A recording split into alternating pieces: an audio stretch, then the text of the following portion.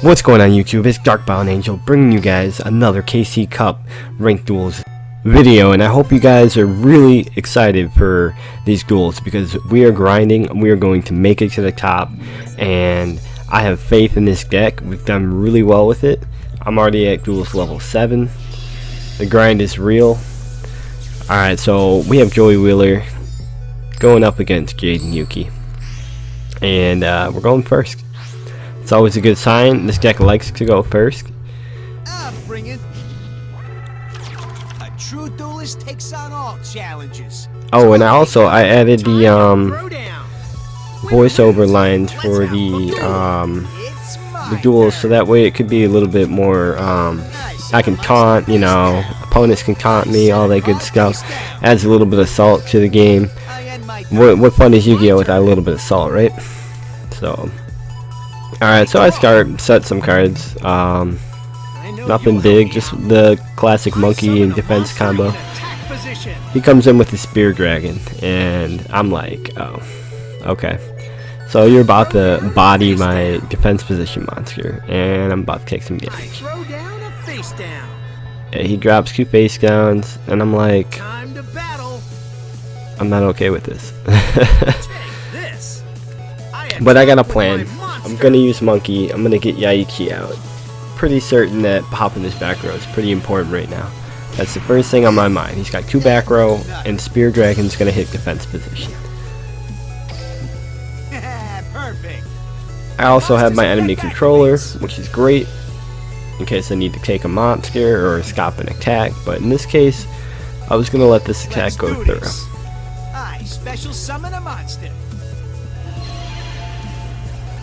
And note here that I'm in a pretty advantageous position right now because I already have a 6 samurai in my hand. I have another econ, and then now I'm going to be top checking a mirror wall. So now it's just pretty much knowing what card to play at the right time, and that's really what sets you apart in ranked duels, is knowing what card to use. Like, do I use econ in this situation, or do I use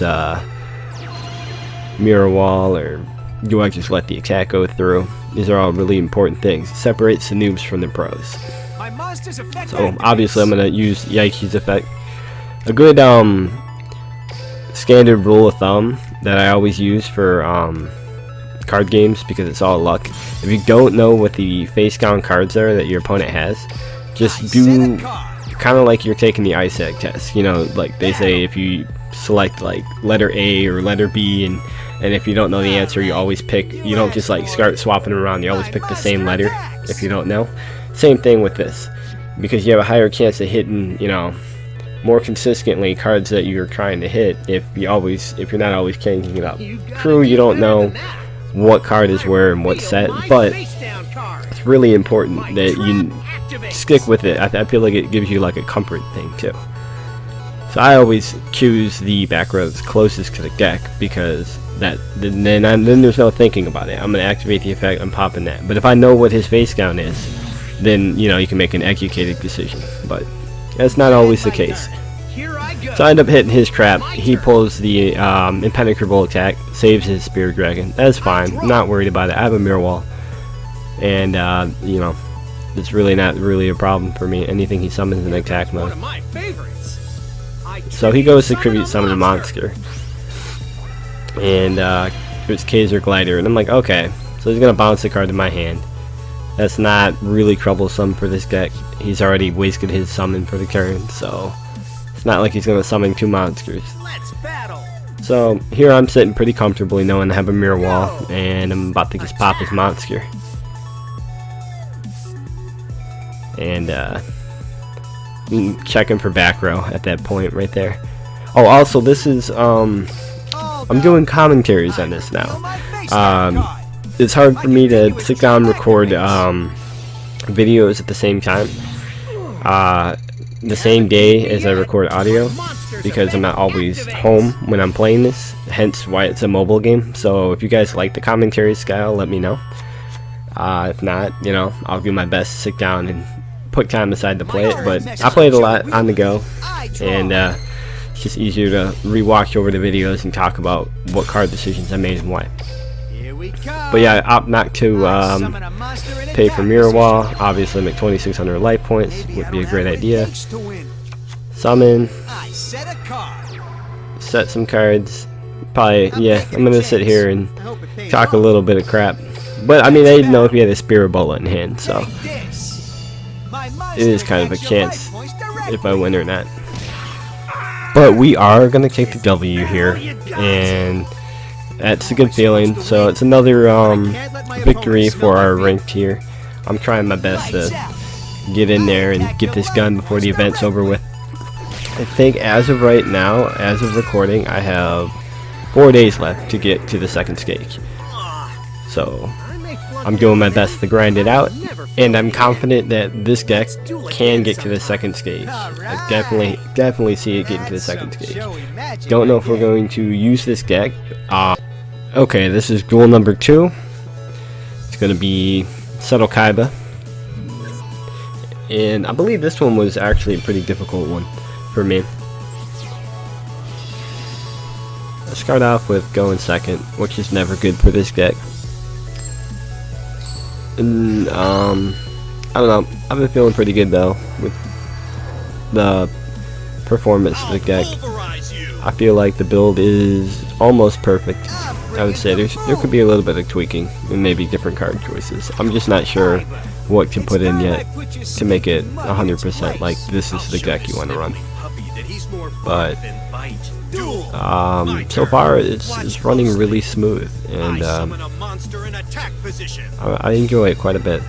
So he opens up with the Evil Swarm. I'm like 2050. It's my turn. That's ridiculous, but a good top deck Monkey and Mirror Wall is pretty good. Read the effect of the card because I'm not familiar with the Evil Swarm and how it works, so I wanted to make sure I wasn't setting myself up. But it only destroys level 5s and higher, so nothing that, there's only one card in my deck that's over level 5. So my opponent is probably sizing up his hand and deciding what he's going to play. He starts with the equip spell. Synchro boost. He gives him like a 500 boost, right? Yeah, 500. Increases it by 1. I had to read that. I don't know all the cards, but, you know, it's always good to verify, see what your opponent's doing. Pretty good. I wonder if I'll add synchros to the game. I'd be really excited to find out if they were doing that. So he proceeds to attack my face down. I attack with a monster. I'm obviously going to allow the attack to go through and use Monkey's effect. I would say I'm probably pulling hand of the 6th Samurai. Yeah. It's the only option. The Yaiki is already in my hand. He also has no set back row for me to pop. So hand is the only option and the best option. So he's going to end his turn. I'm pretty well set up for next turn. You can use Hand's effect to get rid of it. I end my turn. Depends on what you draw. I got a Zanki. I could also use Zanki to attack into it, but I think I'll use Zanki to deal the most amount of damage. Because 2,000 is half his life. It's pretty good. Okay. No reason to summon any of the other ones in my hand. Just use Hand's effect, pop it, attack for 2,000. We have a mirror wall set. We're all pretty well set up for next turn. Not too much he can do other than possibly popping the back row, or that's really it. You have to get rid of mirror wall. You can't attack through it unless you have something to reduce my attack to 0. And then, you know, or trap jammer or something. You have to have a response to mirror wall, which is why it's a pretty good back row card. You don't just simply attack through it. You can bait it. That's about it. My monster attacks your life points directly. So I'm gonna take half his life points.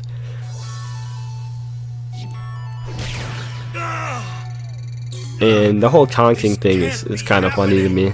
I like seeing that people get triggered when you put it out there. I sure do. When people are taunting me, I'm just like, oh, okay. It sends me into a rage. Especially if they're sitting there and just stomping me. I'm just like, oh, okay. Yeah, well. But I try to do it with a little bit of modesty, but it is a competitive game, so you have these moments where you want to be competitive. So my opponent surrenders. I guess he didn't have anything in his hand. to combat what I put out on the board, so he's just gonna surrender and just let it be. Which, you know, sometimes it's easier. I end games too when you know that you can't win it. It's like, let's just get into the next one. Okay, on to the last duel for the video. The first two went pretty well. I haven't had too many problems. I'm ranked so far. I know I'm still early in the rankings, but we have seen some pretty promising decks. I try to show everything that happens in the order that it happens. You guys will see the best duels, of course, that I record, and I'm not leaving anything out. Even the ones that I lose, I will show you guys. But as you guys know, a couple of the recordings got messed up, so I wasn't able to show you guys some of the losses that I got. That wasn't on purpose. Alright, so I start off going second. He sets the card, ends his turn. I'm going to go ahead and set Monkey, set a back row, and looks like I'm opting to set the Ghost from the Past as well. Really good card, by the way. I did explain in my previous video why I chose it, and I still think it's a great choice. It wins me games. I don't remember if it wins me this game, but it wins me games. So, yeah, it looks like he's going to summon a monster. Oh yeah, this is this. Okay, I remember this duel. Carrot Weight Champion.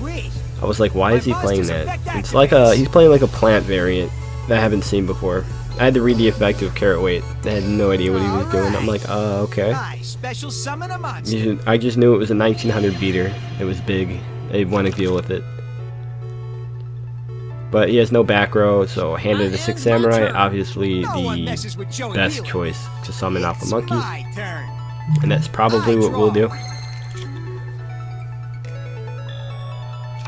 And I feel like this deck has a lot of potential. It has popping potential, back row popping potential. Gives you a lot of options. You can kind of set yourself up for your next turn. Your opponent just kind of has to walk into it. I mean, they could choose not to attack Monkey, which is fine. But they don't know what that face down is, so I'm gonna go with Zanky. And then we'll probably end up popping his face down and attacking over the Carrot Weight. Let's see what else you got. Hey, I'm gonna set the windstorm first. I'm not gonna just sit around and let you beat me. Alright, you asked for it. No, it looks like I'm just going to attack over everything. Hey, you asleep over there? That was nothing. Now's the time. My monster's effect activates. There's a couple plays I could have made here. I could have used Hand to pop his face down monster, which I think I should have done, because if I'm right, that card is Sylvan Koma Shurmu. And if I would have popped it, he wouldn't have got his effect off. Yeah. This is dangerous if you're playing against Sylvan plants, because that Marshmallow Leaf can just start popping boards. If he mills a Koma Shurmu, he can pop your back row. As you see, I have 3 back row. I really don't want him popping all that. I think he only gets Hermit Trees in the 1 Carrot Weight. Yeah. So he gets to see the top 3 cards of his deck and rearrange them in any order. It doesn't bother me too much. It doesn't do a whole lot for him, other than let him control mill, or, you know, in this case, control draw.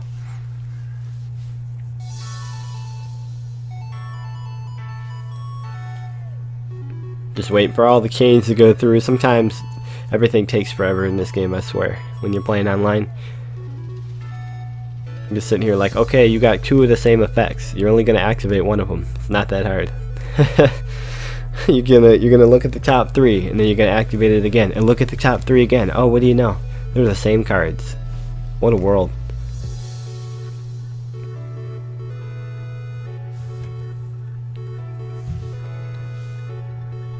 But as my boy's thinking about what play he's gonna make, what expert play he's gonna make against me, I still really hope that they introduce synchros into the game. I just really want to put that out there, because I think adding more extra deck monsters other than fusions would make the game a lot more fun, and we can make more creative decks, considering they have I mean, they have synchro boost in the game, so I mean, not that it is used for anything synchro related right now, but it has potential for the future.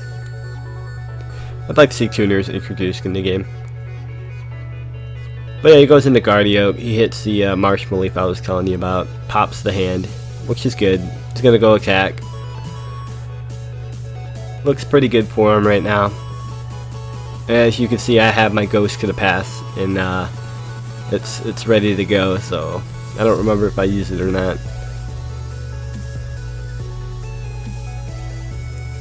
Yeah, I'm using it because I'm waiting for the damage step, which is the proper time to use it. Because you don't want your opponent to chain a card in response to your activation, like a econ or something. But this pretty much seals the deal for him. It's going to bring him down to 1900 life points. And unless he has a Spirabola in hand, you're just going to attack for game. Which is why I like the card. It really puts your opponent like in a spot where they're like, oh crap.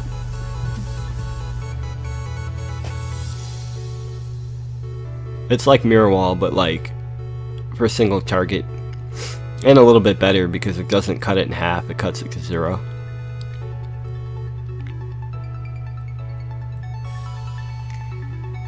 Then I pull the Mirror Wall anyway. That's awesome. But this duel should wrap up nicely. But as you can see, I've been playing against all sorts of decks on here. This deck is still doing really well, so if you guys want to use it for rank, I recommend it. I haven't had too many issues. I think I'm at Duelist rank 11 right now, and I got there just using this. The only thing I do have to say though is if you're playing against the Ancient Gear deck with Dr. Crowler, you should be careful of the 3000 beater. This deck doesn't have a whole lot of ways to get around it. Okay, so he does drop Spirabola on me.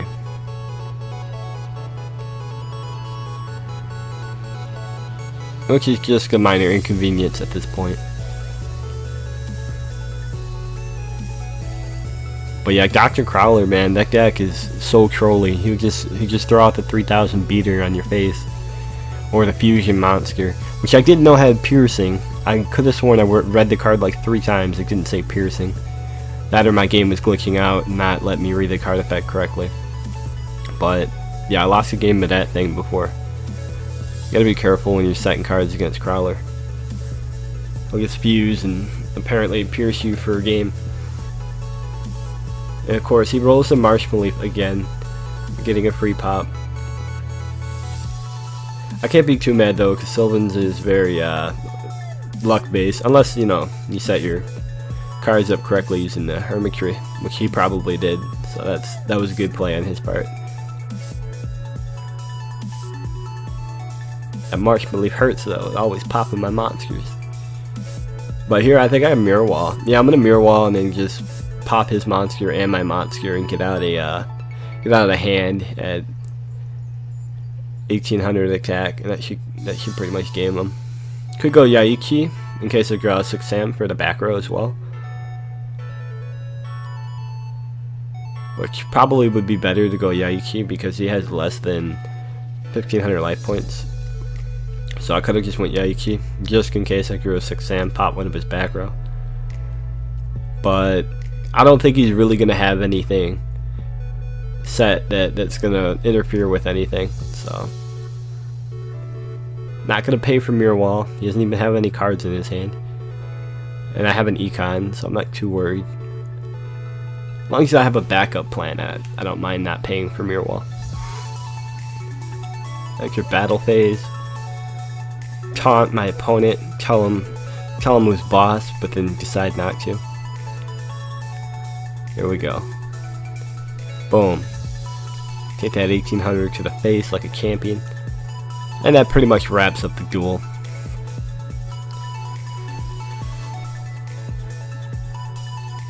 I love all the trash talk these characters do. It makes the game so much more fun. But that's it for the video, guys. I'm going to keep you guys updated on my road to ranked here. And hopefully we make it to the Duelist level 20 before April 16th, I believe, and that way we can make it to the second stage and you guys can see how this deck does against better players. And if you guys enjoyed the video, don't forget, leave a thumbs up and subscribe if you guys want to be up to date on all the content I post right when I post it. Thank you guys for watching this video. It's DBA and I'm signing out. Everything changes.